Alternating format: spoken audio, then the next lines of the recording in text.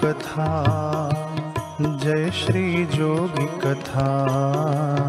जय जय बापू कथा, जय श्री जोगी कथा। ओ जय जय बापू कथा, जय श्री जोगी कथा। जय जय बापू कथा, जय श्री जोगी कथा। इसे श्रवण कर मिट जाती है, इसे श्रवण कर मिट जाती है, इसे श्रवण कर मिट जाती है, इसे श्रवण कर मिट जाती है। जन्म जन्म की व्यथा। जय जय बापू कथा, जय श्री जोगी कथा। जय जय बापू कथा, जय श्री जोगी कथा। ओ जय जय बापू कथा, जय श्री जोगी कथा। जय जय बापू कथा, जय श्री जोगी कथा।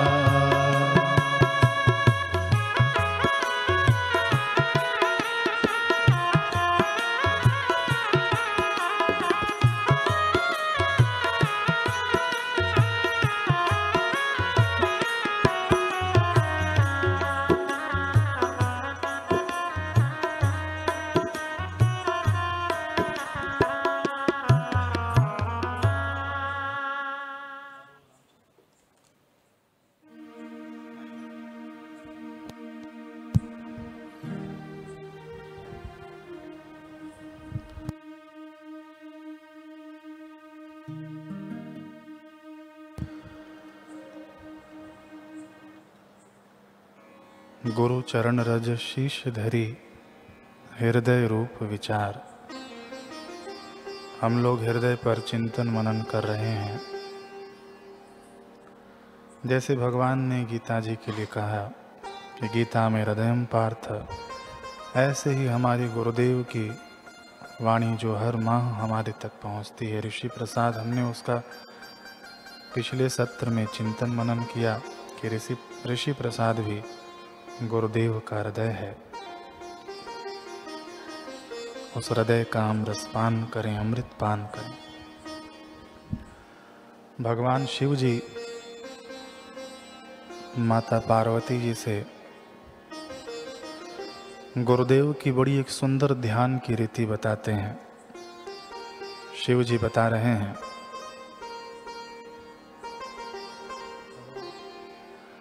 हृदं भुजे कर्णिक मध्य संस्थे, सिंहासने संस्थित दिव्य मूर्तिम्, ध्यायेत् गुरुं चंद्रकला प्रकाशम्, चित्पुस्तकाभीष्टवरं दधानम्, श्वेतांबरं श्वेतविलेपपुष्पम्, मुक्ताविभूषं मुदितद्विनेत्रम्, वामाङ्गपीठस्थितदिव्यशक्तिं, मन्दस्मितं साद्रकृपानिधानम्।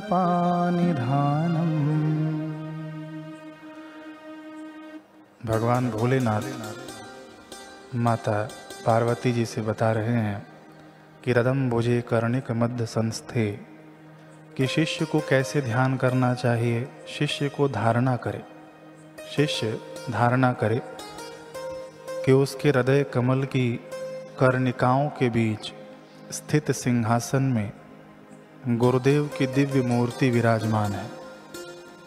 शिष्य ऐसी भावना करे कि हमारा हृदय कमल है और उसमें बीच में गुरुदेव की दिव्य मूर्ति विराजमान है। सिंहासने संस्थित दिव्य मूर्ति, ध्यायेत् गुरुम चंद्र कला प्रकाशम, और इस दिव्य मूर्ति से शुभ्र चांदनी सा प्रकाश फैल रहा है, विकीर्ण हो रहा है। चित पुस्तकाभीष्ट वरम दधानम, गुरुदेव के एक हाथ में ग्रंथ है और दूसरा हाथ हमें आशीर्वाद देने की मुद्रा में ऊपर उठा हुआ है। ये शिव जी बता रहे हैं कि गुरुदेव का ऐसे अपने हृदय कमल में ध्यान करना चाहिए शिष्य को। आगे शिव जी बता रहे हैं कि श्वेतांबरम श्वेत विलेप पुष्पम, सदगुरु श्वेत वस्त्र पहने हुए हैं, उन्होंने श्वेत लेप धारण किया है। मुक्ता विभूषम मुदित द्विनेत्रम, उनके दोनों नेत्रों से आनंद छलक रहा है। वामांग पीठस्थ दिव्य शक्तिम, उनके वाम भाग में उनकी लीला सहचरी दिव्य शक्ति मां विद्यमान है। मंद स्मितम सांद्र कृपा निधानम, ऐसे मधुर मधुमय मुस्कान बिखेरने वाले गुरुदेव का सदैव ध्यान करना चाहिए। लोग पूछते हैं कि गुरुदेव का किस प्रकार ध्यान करें, तो शिव जी बता दिए हमें इस प्रकार गुरुदेव का चिंतन ध्यान करना चाहिए। शास्त्रों में 3 प्रकार के ध्यान बताए गए हैं। वैसे तो कई प्रकार के ध्यान हमने अपने गुरुदेव के श्रीमुख से सुना है, लेकिन इस प्रसंग के अनुसार हम चिंतन करते हैं। ध्यान का विधान, एक तो उग्र रूप का ध्यान यानी शत्रु संहार के लिए किया जाता है। दूसरा होता है राजस भाव, वैभव और समृद्धि मिलने के लिए किया जाता है। और तीसरे प्रकार का ध्यान है सात्विक सौम्य रूप, ये ज्ञान देने वाला ध्यान होता है।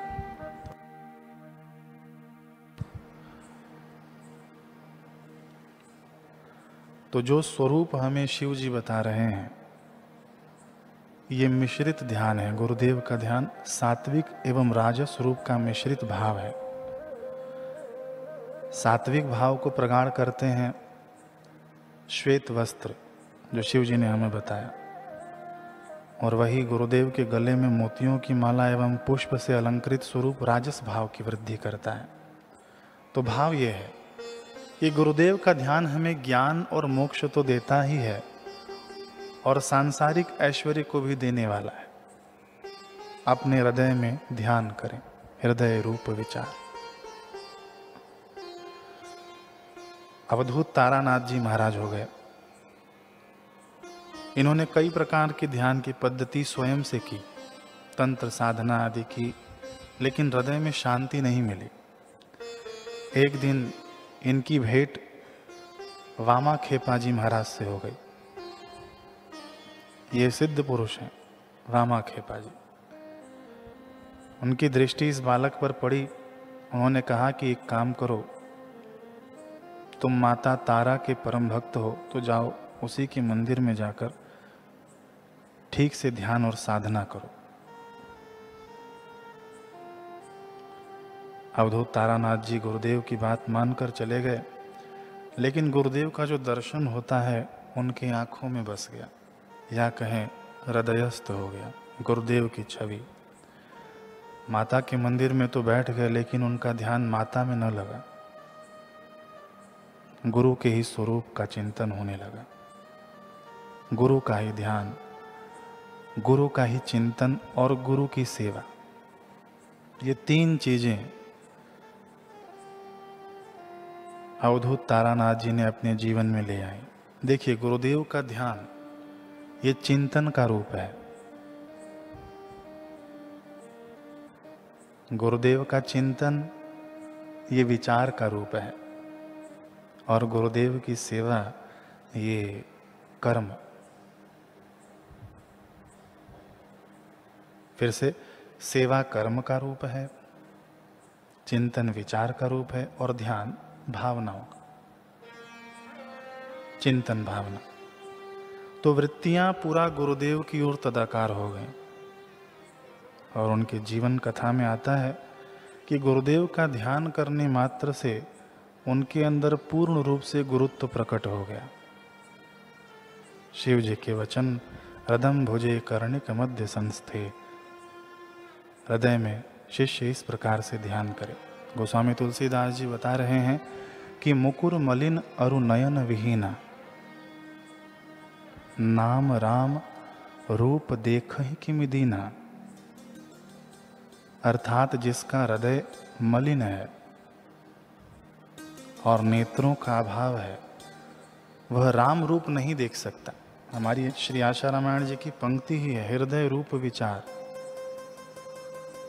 गोस्वामी तुलसीदास जी से देखिए इस पंक्ति में कि मुकुर मलिन अरु नयन विहीना। अर्थात जिसका हृदय मलिन है, हृदय रूप का विचार नहीं कर सकता।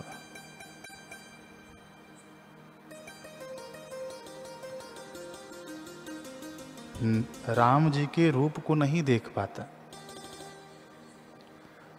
जिसका हृदय विकारों से भरा है और उन विकारों को देखने की जिसके पास दृष्टि नहीं है, वह ईश्वर की प्राप्ति नहीं कर सकता।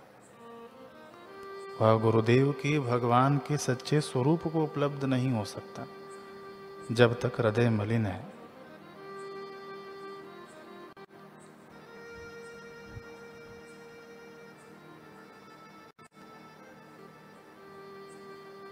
महात्मा बुद्ध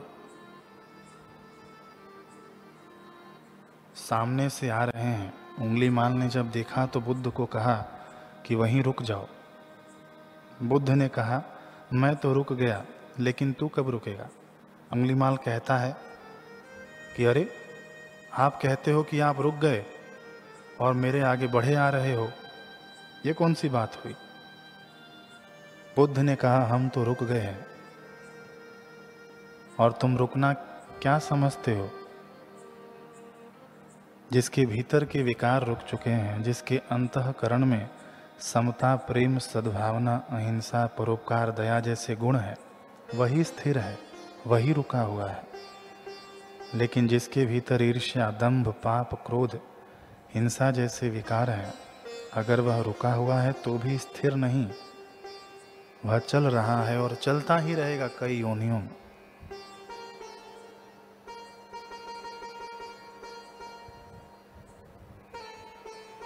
हृदय की शुद्धि रूप तक हमें ले जाएगी। हृदय की शुद्धि स्वरूप तक हमें ले जाएगी, इसमें बिल्कुल भी संशय नहीं है। अब हृदय की बात चल रही है तो हम राम भक्त हनुमान जी को कैसे बिसर सकते हैं, जिन्होंने अपना सीना फाड़ कर राम जी के दर्शन करा दिए।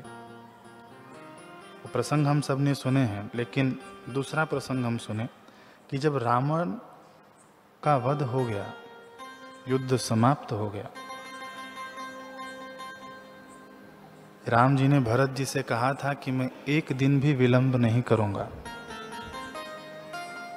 मैं चले जाऊंगा। और भरत जी ने भी कहा था, अगर एक दिन भी विलंब हुआ तो मैं देह त्याग दूंगा।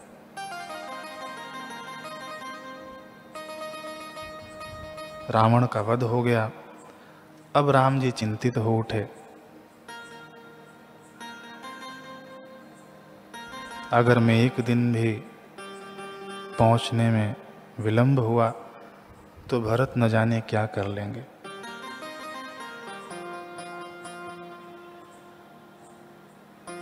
यदि भरत ने कुछ कर लिया, लोग तो यही कहेंगे कि देखो, निर्दोष रावण को मार दिया, इसीलिए उनका भाई भी मर गया।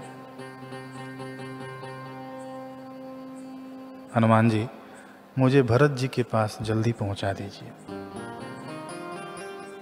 हनुमान जी ने कहा, महाराज कोई चिंता की बात ही नहीं है, हम अपने प्राइवेट जेट से चलते हैं। भगवान ने कहा, क्या? बोले, हाँ महाराज, बैठ जाइए। आप लोग आप बैठ जाइए, माता जानकी जी बैठ जाएं मेरे ऊपर, और मैं उड़ कर ले चलता हूं।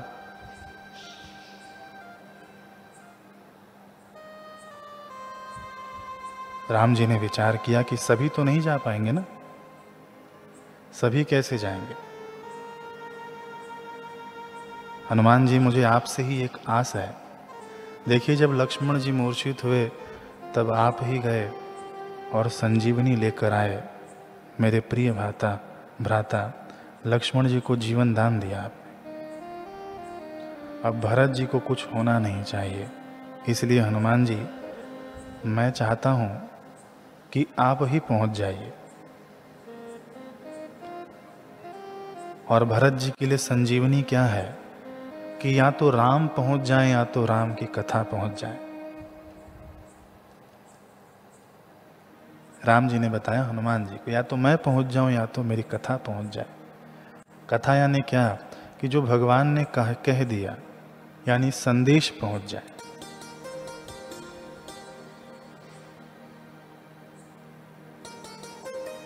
यही तो संजीवनी है। हम सभी अपने जीवन में निहारें कि हमारा जीवन भी इसी संजीवनी के कारण जीवित है। हम लोग भी जो जीवित हैं यही संजीवनी के कारण जीवित हैं कि हमें गुरुदेव का दर्शन मिला और गुरुदेव द्वारा कथा मिली।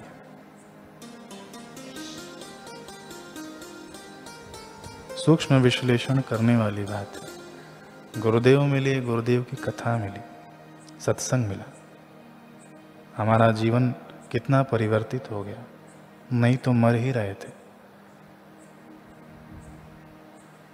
तो हनुमान जी, भरत जी तभी बच सकते हैं या तो राम पहुंच जाए या तो राम जी की कथा पहुंच जाए।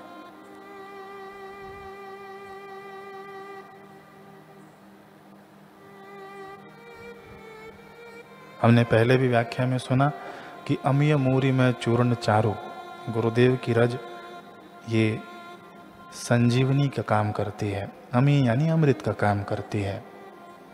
हमने पहले सुना था चरण रज में। तो रज माने हमने गुरुदेव के जो एक एक वाक्य हैं उसका अर्थ इस प्रकार से लिया था, रज का अर्थ कि गुरुदेव के वाक्य। तो वही भगवान कह रहे हैं कि या तो राम जी पहुंच जाए या तो राम जी की कथा पहुंच जाए। भरत जी हैं त्याग, तपस्या, श्रद्धा, भक्ति के प्रतीक। तो जब हमारे में इन सद्गुणों की कमी हो जाए या तो इन सद्गुणों के होते हुए भी हमारे हृदय में तनिक व्यथा उत्पन्न हो जाए। देखिए भाव समझिए, भरत जी के पास पहुंचने का भाव। भरत जी हैं प्रेम के प्रतीक, श्रद्धा के प्रतीक, तपस्या के प्रतीक, त्याग के प्रतीक। मान लीजिए कि ये सद्गुण हम में हैं, थोड़े बहुत हैं, पूर्णता के शिखर पर नहीं पहुंचे हैं, ये सद्गुण हैं, लेकिन इनके होते हुए भी हमारे मन में व्यथा आ जाए तो क्या करना चाहिए? या तो हमें गुरुदेव के पास दौड़कर पहुंच जाना चाहिए या गुरुदेव के वचनों के पास दौड़कर पहुंच जाना चाहिए। राम जी बता रहे हैं कि हनुमान जी या तो मैं पहुंच जाऊं यानी राम पहुंच जाए या तो राम की कथा पहुंच जाए। वही कि या तो हम गुरुदेव के पास पहुंच जाएं या हम सत्संग के पास पहुंच जाएं या सत्संग किसी भी माध्यम से हम श्रवण करें, हमारे जीवन की व्यथा समाप्त हो जाएगी और हमारे जीवन के भरत जी बच जाएंगे। हमारे जीवन की त्याग, तपस्या, श्रद्धा तो इतनी, गुरुदेव बताते हैं कि एक पतली धागा है, पतली डोर है, उसे हमें संभाल कर रखना चाहिए। राम जी से, गुरु जी से या गुरुदेव के सत्संग से संभल जाएगी। हनुमान जी बोले, प्रभु मेरे पास दोनों ही चीजें हैं।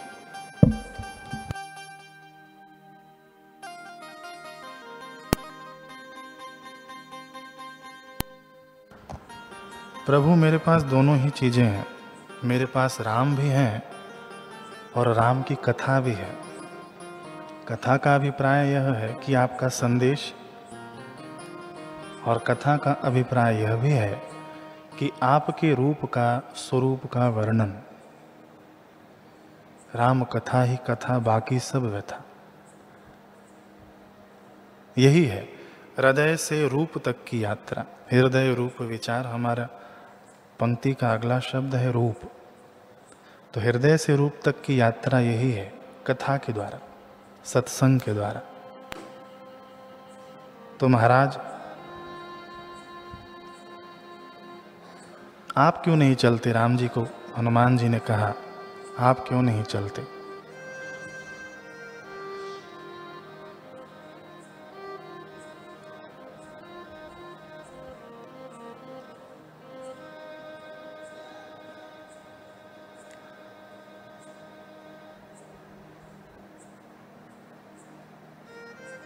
राम जी ने कहा कि हम लोग सब के सब तो आपके साथ नहीं जा सकते हैं, और भरत जी पूछेंगे कि केवल राम जी को ले आए, सीता जी को ले आए, लक्ष्मण जी कहाँ हैं? अयोध्यावासी भी कई प्रश्न उठाएंगे।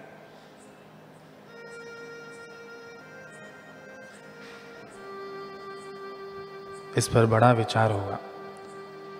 हनुमान जी ने कहा कि महाराज, राम सीता जी तो बैठ ही जाएं, और लक्ष्मण जी को मैं अपनी पूंछ से पकड़ लूँगा, आप तीनों चल लेंगे। इतने में जो वानर सेना बैठी थी उसने कहा कि हम लोग कहाँ जाएंगे फिर? हनुमान जी ने कहा कि आप लोगों के लिए पुष्पक विमान की व्यवस्था की जाएगी। पुष्पक विमान में सभी को बिठाया गया, राम जी भी बैठे, सभी बैठे। जब यात्रा चली, हनुमान जी की गति तो अति तीव्र है।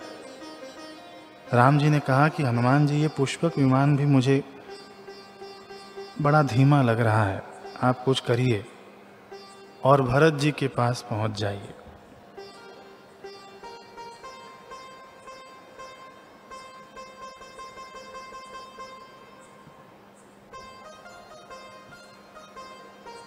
भरत जी के पास पहुंच जाइए। हनुमान जी उड़कर गए, विप्र रूप में ब्राह्मण का रूप धर के अयोध्या पहुँचे, लेकिन वहाँ पर भरत जी नहीं मिले। फिर नंदीग्राम में गए, वहाँ पर भरत जी बैठे हैं, विराजमान हैं, आंखें बंद करके।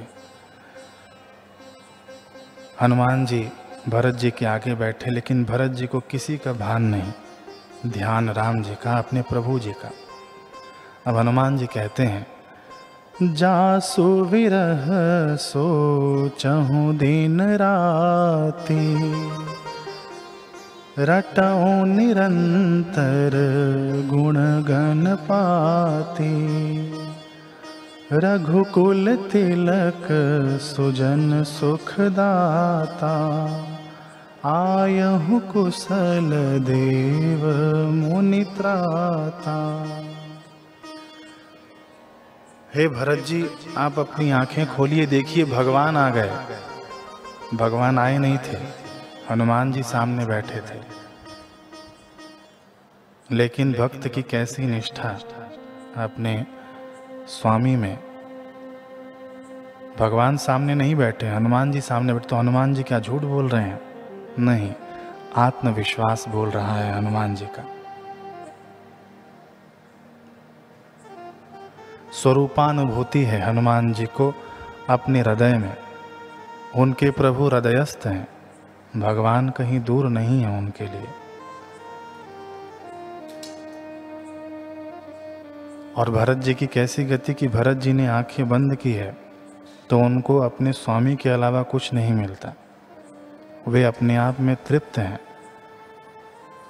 और हनुमान जी कहते हैं कि आप आंखें खोलिए, आंखें खोलने पर भी आप तृप्त हो जाएंगे। भरत जी कहते हैं कि अगर भगवान नहीं होंगे तो मैं अपने तप से तुम्हें भस्म कर दूंगा हनुमान।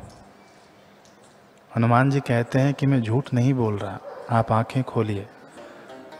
जब भरत जी ने आंखें खोली तो वहाँ पर प्रसंग आता है कि हनुमान जी ने अपना सीना फाड़ा।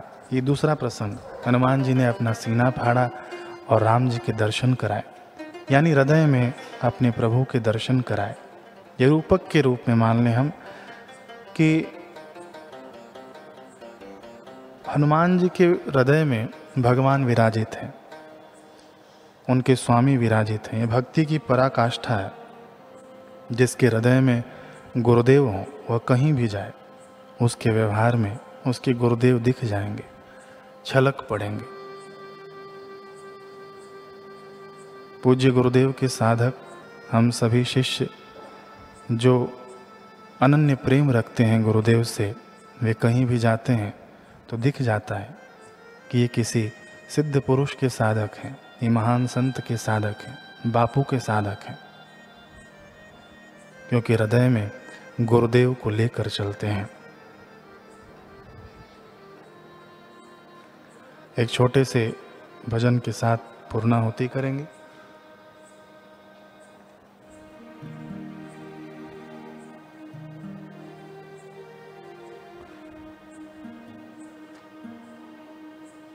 हरि ओम का अमृत पिलाने चल पड़े हैं बापू के दीवाने। हरि ओम का अमृत पिलाने चल पड़े हैं बापू के दीवाने। हरि ओम का अमृत पिलाने चल पड़े हैं बापू के दीवाने। आओ आओ सुनो भैया बहना, आओ आओ सुनो भैया बहना, पियो फिर दूसरों से ये कहना, पियो फिर दूसरे से ये कहना। सबको जीवन का मकसद सिखाने चल पड़े हैं बापू के दीवाने। जीवन का मकसद सिखाने चल पड़े हैं बापू के दीवाने। हो भक्ति सागर में डुबकी लगाने चल पड़े हैं बापू के दीवाने। भक्ति सागर में डुबकी लगाने चल पड़े हैं बापू के दीवाने।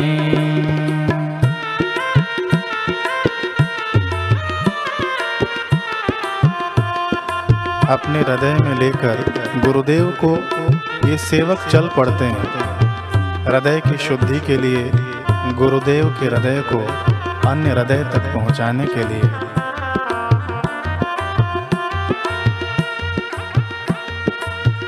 देखना हम ये करके रहेंगे, देखना ये हम करके रहेंगे।